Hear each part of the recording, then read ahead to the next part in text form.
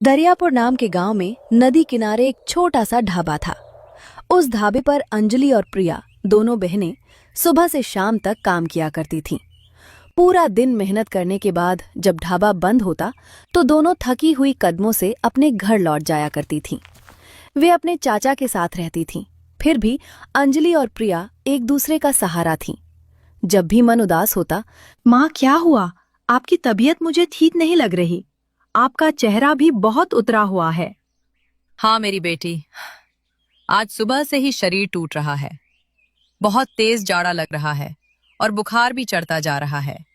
उठने की भी ताकत नहीं बची है। अरे माँ, आपका तो बदन तप रहा है। आपने मुझे पहले क्यों नहीं बताया? आप ऐसे चुपचाप दर्द सहती रहती है, मुझे बिल्कुल अच्छा नहीं लगता। क्या करती बेटी, घर की हालत तू जानती है। सोचा शाम तक ठीक हो जाऊंगी, इसलिए तुझे परेशान नहीं किया। आप बिल्कुल चिंता मत करिए माँ, आज ढाबे पर से हमारे पैसे मिलने वाले हैं। मैं लौटते हुए आपकी अच्छी दवाई लेकर आऊंगी। डॉक्टर को भी दिखा देंगे। आपको कुछ नहीं होने दूंगी मैं। लेकिन बेटी, तेरे चाचा जी बहुत गुस्सा करेंगे। उन्हें अगर पता चला कि पैसे दवाई में खर्च हो गए तो वो नाराज हो जाएंगे। नहीं माँ, आप बिल्कुल फिक्र मत करो। मैं चाचा जी को समझा दूंगी। उन्हें साफ साफ बता दूंगी कि माँ की तबीयत बहुत खराब थी, इसलिए इस महीने के पैसे दवाई में लग गए। वो आखिर अपने ही तो हैं। माँ की बीमारी सुनकर वो कुछ नहीं कहेंगे। इतना कहकर दोनों बहनें जल्दी जल्दी तैयार हुईं और माँ को आराम करने के लिए कहकर घर से निकल गईं। गर्म तवे की तपिश, धुएं से भरी हवा और ग्राहकों की लगातार आवाजें, फिर भी दोनों बहनों के चेहरे पर थकान से ज्यादा जिम्मेदारी झलक रही थी। तभी ढाबे के बाहर से कार रुकने की आवाज आई। सेठ जी अंदर आते हुए बोले, अरे प्रिया और अंजलि, सच कहूं तुम दोनों की वजह से ही मेरा ढाबा इतना अच्छा चल रहा है।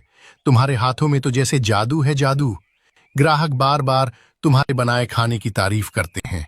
शुक्रिया सेठ जी, आपका बहुत बहुत एहसान रहेगा हम पर। आपने हमें काम दिया, यही हमारे लिए बहुत बड़ी बात है। सेठ जी, हमारा महीना पूरा हो चुका है। अगर आप हमें पैसे दे देते तो। हो गया, लेकिन एक बात है। क्या हुआ सेठ जी, सब ठीक तो है? अरे आज तुम्हारे चाचा जी आए थे। तुम्हारे पैसों में से आधे पैसे तो वही लेकर चले गए। बोल रहे थे कि बाकी तुम लोगों को दे देना। क्या? चाचा जी पैसे ले गए?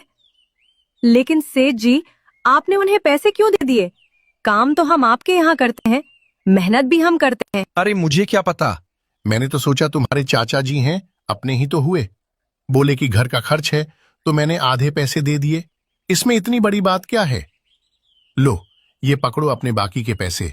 और हाँ, कल से जरा जल्दी काम पर आ जाना, भीड़ बहुत बढ़ रही है। दोनों बहनें तेजी से मेडिकल स्टोर की ओर चल पड़ीं। दवाई लेकर दोनों बहनें थके कदमों से सीधा अपने घर की ओर चल पड़ीं। प्रिया और अंजलि जैसे ही दवाई की थैली लेकर घर के अंदर दाखिल हुईं, सामने चाचा जी हाथ बांधे गुस्से में खड़े थे। लाओ, जो ढाबे पे पैसे मिले हैं वो मुझे दे दो जल्दी से। लेकिन चाचा जी, आप तो आधे पैसे पहले ही ढाबे से लेकर आ चुके हैं। सेठ जी ने हमें बाकी आधे ही दिए और उन पैसों की हम माँ की दवाई लेकर आ गए। तुमसे किसने कहा था माँ की दवाई लाने के लिए? उन्होंने जोर से डांटते हुए कहा। तुम्हें पता भी है मुझे पैसों से कितना काम रहता है। घर का खर्च, उधार, सब कुछ मैं ही संभालता हूँ। लेकिन चाचा जी, माँ की हालत बहुत खराब थी। उन्हें तेज बुखार था। अगर हम दवाई नहीं लाते तो। मुझे कोई मतलब नहीं, पहले मुझसे पूछना चाहिए था। मेरे घर में रहकर मेरे ही खिलाफ फैसले लेने लगी हो तुम लोग। हमने आपके खिलाफ कुछ नहीं किया। आपने पहले ही आधे पैसे ले लिए थे और माँ की तबीयत सच में बहुत खराब थी। उस समय दवाई लाना ज्यादा जरूरी था, इसलिए हम। ठीक है, अगर तुम्हें अपनी माँ इतनी ही प्यारी है ना, तो आज से मेरे घर में तुम्हारे लिए कोई जगह नहीं। चाचा जी, ऐसा मत कहिए। आपके सिवा इस गांव में हमारा कोई नहीं है। हम कहाँ जाएंगे? मुझे अपने आधे पैसे चाहिए थे और तुमने सब पैसे दवाई में उड़ा दिए। अब उठाओ अपनी माँ को और निकल जाओ यहाँ से, अभी के अभी। धीरे धीरे तीनों परछाइयों की तरह उस घर से दूर चली गईं। प्रिया, अंजलि और उनकी बीमार माँ चुपचाप पानी की तरफ देखती खड़ी थीं। तीनों के दिल में दर्द था और आंखों में अनिश्चित भविष्य का डर। बेटी, ये तुमने ठीक नहीं किया। मेरी खातिर तुमने चाचा जी से लड़ाई कर ली और अब उन्होंने तुम्हें घर से निकाल दिया। माँ, हमारी गलती क्या थी? अगर मैं दवाई नहीं लेकर आती तो आपकी तबीयत और खराब हो सकती थी। हम कैसे देखते आपको ऐसे तड़पते हुए? हाँ माँ, हमें पैसे से ज्यादा आपकी जान प्यारी है। अरे बेटा, अब मेरी जिंदगी कितनी रह गई है? 2-4 दिन की मेहमान हूं मैं। आज नहीं तो कल ऊपर चली जाऊंगी। लेकिन तुम्हें तो जीना है ना? तुम्हें तो सिर छुपाने के लिए घर चाहिए।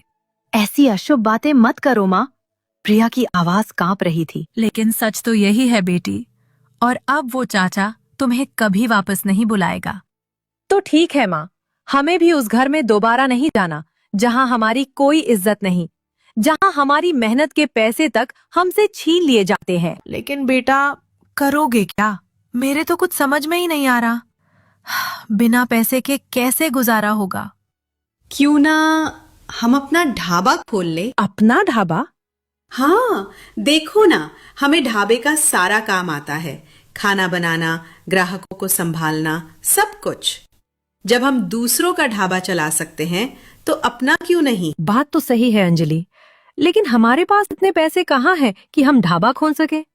माँ ने बताया था ना, गांव के मुखिया जी पिताजी के बहुत अच्छे दोस्त थे। अगर हम उनसे जाकर बात करें तो हो सकता है वो हमारी मदद कर दे। हाँ बेटी, तेरे पिताजी उनकी बहुत इज्जत करते थे और मुखिया जी भी उन्हें अपना भाई मानते थे। शायद वो तुम्हारी मदद कर दें। ठीक है, कोशिश करने में क्या जाता है। कुछ ही देर में अंजलि गांव के मुखिया जी के बड़े से घर के सामने खड़ी थी। अरे बेटा अंजलि, इस वक्त कैसे आना हुआ? सब कुछ ठीक तो है ना? तेरे चेहरे पर बड़ी चिंता दिख रही है। मुखिया जी, सब ठीक नहीं है। चाचा जी ने हमें घर से निकाल दिया है। क्या? ये तू क्या कह रही है बेटी? आखिर ऐसा क्या हो गया? अंजलि ने रुक रुक कर पूरी बात बताई। माँ की बीमारी, आधे पैसे, चाचा का गुस्सा और घर से निकाले जाने तक सब कुछ। हाय राम, तुम्हारे साथ इतना सब हो गया और मुझे खबर तक नहीं हुई। मुखिया जी, अब हम किसी पर बोझ नहीं बनना चाहते। हम अपना काम शुरू करना चाहते हैं, अपना छोटा सा ढाबा खोलना चाहते हैं, लेकिन हमारे पास पैसे नहीं हैं। अगर आप थोड़ी मदद कर दें तो हम जिंदगी भर आपका एहसान मानेंगे। बेटी, तेरे पिताजी मेरे बहुत ही अच्छे दोस्त थे।